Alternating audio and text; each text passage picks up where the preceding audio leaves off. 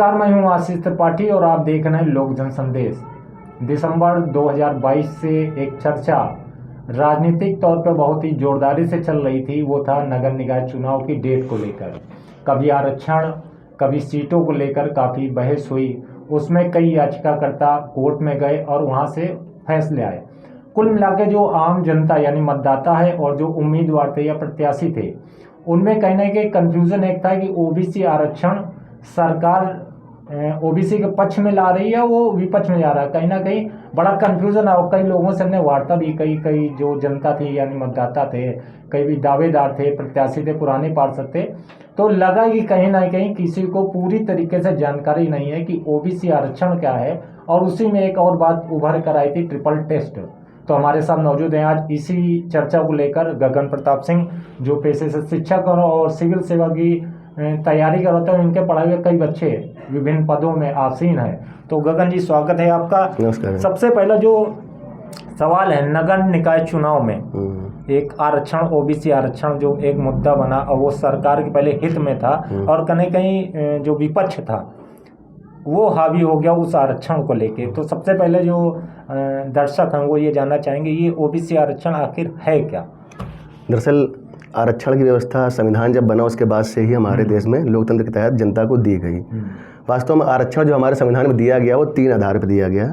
सामाजिक आरक्षण जो कि संविधान के अनुच्छेद 16 में दिया, 16(4), 16(5), 16(6) इसके मेन आर्टिकल हैं। और शैक्षणिक आरक्षण जो कि संविधान के अनुच्छेद 15 में दिया गया।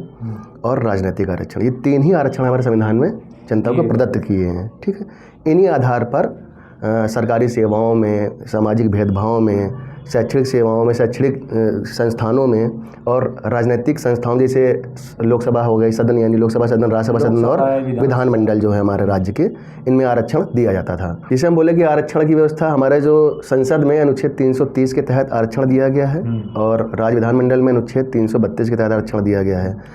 सुप्रीम कोर्ट ने 2018-19 में अपने एक निर्णय में कहा था कि जो भी भारत में चुनाव होंगे, चाहे वो लोकसभा के हों, राज्यसभा के हों, इवन जो विधानमंडल के चुनाव हो या नगर निगम लोकल बॉडी के चुनाव हो, जो विधान परिषद के होते हैं, जो ग्राम पंचायतों के चुनाव होते हैं, इनमें सब में जो भी चुनाव होंगे उनमें जो आरक्षण व्यवस्था होगी वो ट्रिपल टेस्ट के आधार पर होगी।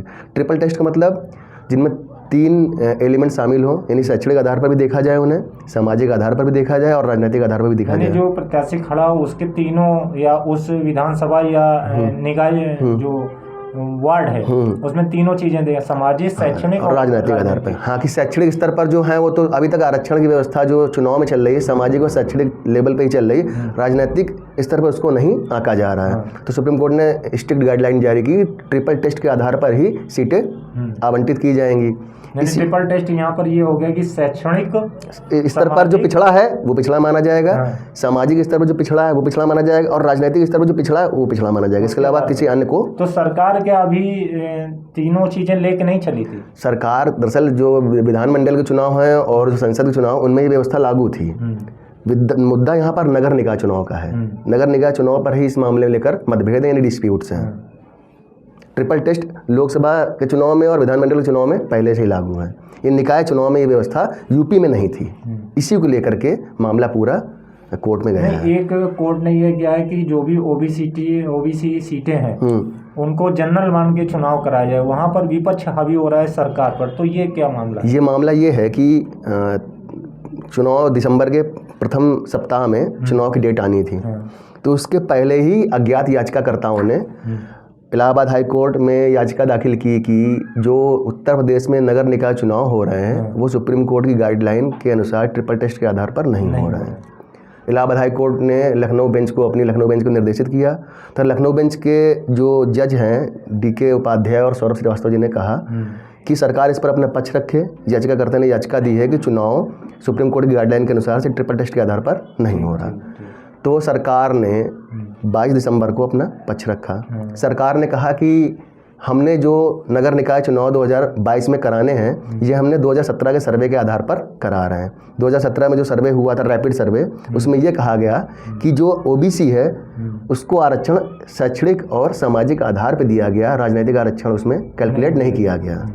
यही मुद्दा था। सरकार ने पक्ष रखा है कि 2017 में हमने ऐसे चुनाव कराए, तब तो कोई याचिका या किसी ने विवाद नहीं किया। 2022 में ऐसा क्यों किया? सरकार ने कहा कि विपक्ष की चाल है। विपक्ष कह रहा है कि सरकारी चुनाव टालना चाहती है, सरकार तैयार नहीं है चुनाव के लिए, सरकार की तरफ से याचिका डाली गई है। तो दोनों एक दूसरे पे आरोप प्रत्यारोप कर रहे हैं। अब याचिकाकर्ता किसके पक्ष का है ये तो ईश्वर जाने। नहीं, यहाँ पर जो आया, जैसे सरकार ने 2017 में जो हमने चुनाव कराए, डबल टेस्ट है, ट्रिपल टेस्ट पे नहीं, राजनीतिक उन्होंने नहीं लिया। अब जब कोर्ट ने दे दिया कि आप चुनाव उसी तरीके से कराइए, तो अब मामला पहुंच गया सुप्रीम कोर्ट। अभी मामला सुप्रीम कोर्ट दरअसल नहीं पहुंचा है। मामला सुप्रीम कोर्ट सरकार लेके जा रही है, क्योंकि सरकार की इसमें फजीहत हो रही है। अब वास्तव में ये पूरी प्रक्रिया है क्या जानिए।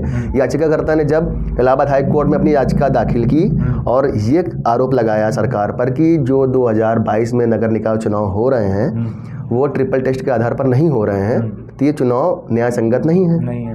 तो इलाहाबाद हाई कोर्ट के बेंच, लखनऊ बेंच ने सरकार को निर्देशित किया कि आप अपना जवाब दाखिल करें, और 13 दिसंबर 2022 को चुनाव की डेट टाल दिया कि आगे अब चुनाव अभी जब तक नहीं हो, जब तक कोर्ट का निर्णय नहीं आ जाता। हाँ, सरकार ने अपने पक्ष रखा है कि 2017 में जो रैपिड सर्वे कराया था उसी आधार पर हम 2022 में चुनाव करा रहे हैं। पहले किसी को आपत्ति नहीं थी, अब आपत्ति किस बात को लेकर है। तो हाई कोर्ट ने इस बात को संज्ञान में लिया कि अगर हम सरकार के पक्ष मान ले या याचिकाकर्ता का पक्ष मान ले कि हम अगर ट्रिपल टेस्ट के आधार पर चुनाव कराएं भी तो उसके लिए समय नहीं बचा। सबसे बड़ी दिक्कत थी समय, क्योंकि ऑलरेडी चुनाव लेट था, समय था नहीं। अगर ओबीसी आरक्षण का ट्रिपल टेस्ट कराएं उसके लिए एक सस्टेनेबल कमेटी बनाई जाएगी, वो पहले ओबीसी का सर्वे करेगी। इस पूरी प्रक्रिया में 4 से 5 से 6 महीने लग सकते हैं, चुनाव और आगे चला जाता। तो हाई कोर्ट की मजबूरी थी, इसलिए उसने कहा कि चुनाव 2017 के रैपिड सर्वे के आधार पर ही कराया जाए और ओबीसी की जो सीटें नगर निकाय चुनाव में है वो अनारक्षित कर दी जाए और चुनाव कैरी ऑन कर दिया जाए, नॉर्मल जनरल पे आ जाए। हाँ। जनरल पे जब वो सीटें आएंगी तो कहीं नहीं सरकार ओबीसी विरोधी है। हाँ, सरकार की तरफ से गलत मैसेज जा रहा है। जबकि सरकार की मंशा ऐसी है कि नहीं ये हम नहीं जानते, लेकिन जहां तक हम जानते हैं सरकार की मंशा ऐसी नहीं है। लेकिन विपक्ष उस मामले को तूल पकड़ करके सरकार का विरोध कर रहा है। सरकार पिछड़ा वर्ग के विरोध में ऐसा कर रही है, जबकि ये निर्णय कोर्ट का है, ये निर्णय सरकार का नहीं है। लेकिन आम जनमानस की नज़र में ये है कि सरकार ने मामला भ्रांतियां हैं वो फैल रही हैं, और अफवाहें जब फैलती हैं तो सरकार के चुनाव में 2024 का चुनाव लगा हुआ ही है। सरकार को लग रहा है कि ये डैमेज होगा जो कंट्रोल नहीं हो पाएगा। सरकार सुप्रीम कोर्ट इसलिए गई अपने डैमेज को कंट्रोल करने के लिए बस। अब सुप्रीम कोर्ट में जब जाने के बाद ये है कि सरकार ने साथ ही ये भी आयोग एक गठित किया है। आयोग गठित करने की बात भी हुई है कि वो अपने स्तर पे जांच करेगी और सुप्रीम कोर्ट जो भी निर्णय वहां से आएगा वो। तो कुल मिला के अब क्या चुनाव 6 महीने टलेगा? अब चुनाव कितने समय तक टलेगा ये सुप्रीम कोर्ट में जो ट्रायल होगा उसके आधार पर होगा, ये हम आप नहीं बता सकते। सरकार ने अब ये सेफ गेम खेलने की कोशिश की कि हम ओबीसी विरोधी नहीं हैं। उत्तर प्रदेश के उप मुख्यमंत्री केशव प्रसाद मौर्य ने भी ये बात बोली कि हम ओबीसी के विरोध में नहीं, जब तक सुप्रीम कोर्ट फैसला नहीं सुना देती। हम ओबीसी को आरक्षण देना चाहते हैं, ट्रिपल टेस्ट के आधार पर देना चाहते हैं, ये आरक्षण दिया जाए और सुप्रीम कोर्ट जो फैसला सुनाएगी हम लोगों के पक्ष में है। चूँकि अभी वर्तमान में जो 2017 की प्रणाली भी समझ लीजिए क्या है, जो रैपिड सर्वे हुआ उसमें हमारे उत्तर प्रदेश 17 नगर निगम है और लगभग 200 नगर पालिका परिषद हैं। 17 नगर निगम में 2 सीटें SC ST के लिए हैं जिसमें 1 महिला की होगी, 4 सीटें OBC के लिए जिसमें 2 सीटें महिलाओं की होंगी, और 200 नगर पालिका परिषद में 27 सीटें SC ST के लिए हैं और 54 सीटें OBC के लिए हैं, 40 सीटें महिलाओं के लिए हैं और लगभग 79 सीटें अनारक्षित हैं। ये पूरा प्रोसेस था, इसी आधार पर चुनाव होने थे। तो जो बात फंस रही है यहाँ पर, सरकार फंस रही है कि विपक्ष फंसा रहा है या कोई अज्ञात है? नहीं, ये ना आप जान सकते हैं ना हम जान सकते हैं। वास्तव में सरकार फंस रही है। सरकार क्योंकि विपक्ष सत्ता में नहीं है। हाँ। विपक्ष को एक कहीं ना कहीं मुद्दा मिल गया है, विपक्ष सरकार के अपोजिट हो गया, उस पर वार कर रहा है, जबरदस्त शब्दों की बौछार की जा रही है। सरकार अपने को फंसता देख करके, जबकि हाईकोर्ट ने आदेश दे दिया चुनाव कराइए, सरकार कराना चाहिए, लेकिन सरकार जान रही है कि मैसेज गलत चला गया है, जनरल सीट हो जाएगी, इसलिए कहीं ना कहीं हम ओबीसी के विरोधी। और आप ये जान लीजिए कि देश में पूरी आबादी का 52% OBC ही है। अच्छा। ये पूरा चुनाव निर्धारित करते हैं और इनके खिलाफ जाकर सरकार निकाय चुनाव मान लो जो डैमेज हुआ वो तो कंट्रोल भी हो जाएगा। निकाय चुनाव सत्ता में उतना फर्क नहीं पड़ता है। 2024 के लोकसभा चुनाव में दिक्कत आ जाएगी। छोटी सी लाइन में, मतलब जो आम जनता है या मतदाता है वो अगर समझना चाहे OBC आरक्षण, तो आप कैसे जैसे अपने छात्रों का बताते हैं कि OBC आरक्षण क्या था, वो छोटी सी लाइन में या छोटी कम सी लाइन में शब्दों जब देश आज़ाद हुआ तो सिर्फ एससी और एसटी को आरक्षण दिया गया, ओबीसी कोई आरक्षण नहीं था। ओबीसी मतलब होता है कि एससी एसटी से थोड़ा ऊपर लेवल पर, बस थोड़ा पिछड़ा। क्रीमी लेयर नहीं, क्रीमी लेयर अलग कॉन्सेप्ट है।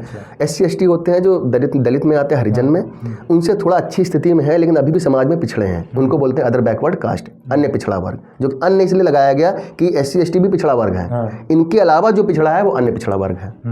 तो मंडल आयोग इन्हीं के लिए बना था 1979 में। मंडल आयोग की सिफारिशें ये थी कि तत्कालीन 4000 जातियां ओबीसी में थीं। जब मंडल का मंडल आयोग बीपी मंडल बने थे, उन्होंने कमेटी बनाई गई कि आप ओबीसी के बारे में सर्वे करिए, वो कमेटी थी। और उन्होंने 1980 में अपनी रिपोर्ट पेश कर दी गई, लेकिन सरकार इस मामले में बड़ी गंभीर नहीं हुई क्योंकि ये बहुत सेंसिटिव मामला था। आरक्षण दें तो भी दिक्कत है, ना दे तो भी दिक्कत है। तो 1990 के करीब बीपी सिंह की सरकार ने मंडल आयोग की सिफारिशें मान ली और ओबीसी को आरक्षण दे दिया। काफी बवाल भी हुआ था कई लोग। तो आरक्षण की जो वर्तमान व्यवस्था है वो है कि 7.5% एसटी को है जो कि शेड्यूल्ड ट्राइब्स है, 15% एससी को है और 27% ओबीसी को। ये आरक्षण व्यवस्था है, यही अभी चल रही है। और करीब करीब अभी मोदी सरकार ने ईबीसी लागू किया है, इकोनॉमिकल बैकवर्ड क्लास, जो कि जनरल होगा, जो गरीब होगा उसको 10% आरक्षण मिला हुआ है। ये पूरी व्यवस्था चल रही है, ठीक है। तो ओबीसी आरक्षण सिर्फ इतना है, मंडल आयोग की सिफारिश के आधार पर बीपी सिंह ने लगभग 4000 जातियों को ओबीसी मान लिया और उनको 27% आरक्षण दे दिया गया। वो 27% आरक्षण ट्रिपल टेस्ट के आधार पर ही है, सामाजिक, शैक्षणिक और राजनीतिक।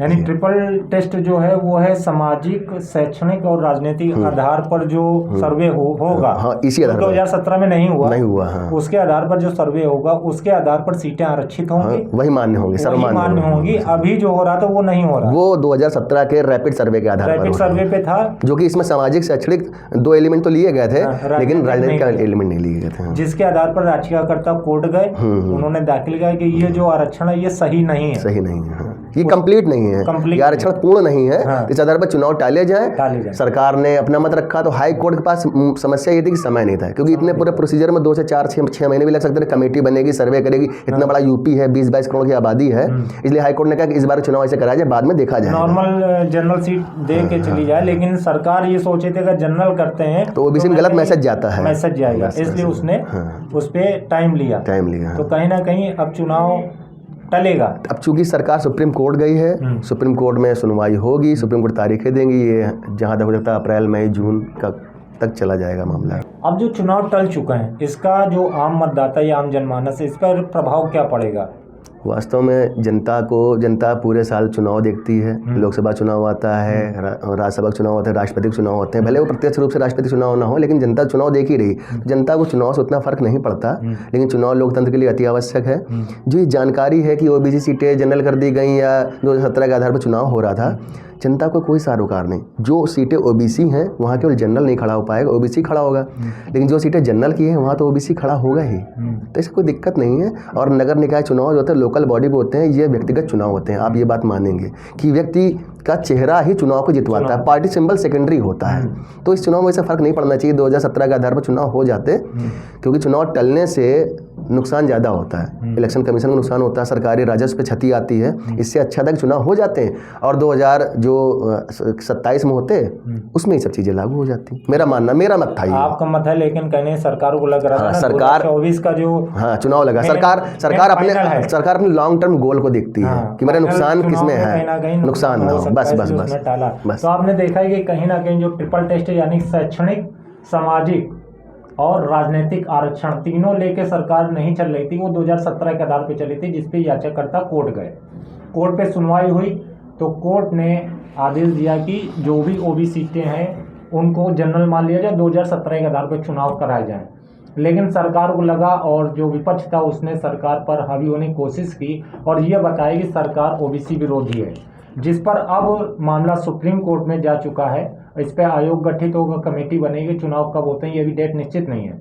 लेकिन कहीं नहीं सरकार विचारेगी कि ओबीसी आरक्षण सही से लागू हो, उसके आधार पर ही चुनाव हो।